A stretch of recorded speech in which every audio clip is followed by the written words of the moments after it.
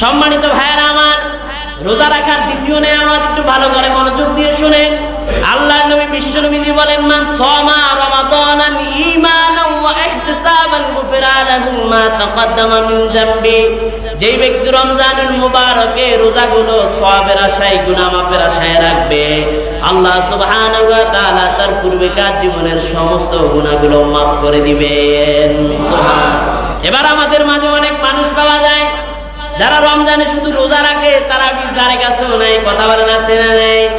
কারণ জানে রোজা রাখলে পরে সন্ধ্যাবেলা বিভিন্ন আইটেমের ইফতারি খাওয়া যায়, বাসায় খাওয়া যায়, বন্ধু বান্ধবদের বাড়ি খাওয়া যায়, কিন্তু সারা রাত দাঁড়ায় দাঁড়ায় তারাবি পড়লে তো ইফতারি পাওয়া যায় না, শুধু মশার কামড় খাওয়া যায়, কথা বলেন আছে না নাই? এজন্য আমি রোজা রাখবো, তবে তারাবির নামাজ পড়বো না। না না বোন, যেটা সম্পূর্ণ ভুল ধারণা। বিশ্বনবীজি বলে, ওয়ামান কামা রমাদানান ঈমানান ওয়া ইহতিসাবান গুফিরা লাহু মা তাকদ্দামা মিন যামবি। যেই ব্যক্তি সারা দিন রোজা রাখার পরে গভীর রজনীতে দাঁড়ায় তারাবির নামাজ পড়বে, আল্লাহ সুবহানাহু ওয়া তাআলা রোজার মতো করে ও তার জীবনের সব গুনাহগুলো তারাবির উসিলায় মাফ করে দিবে। সুবহান।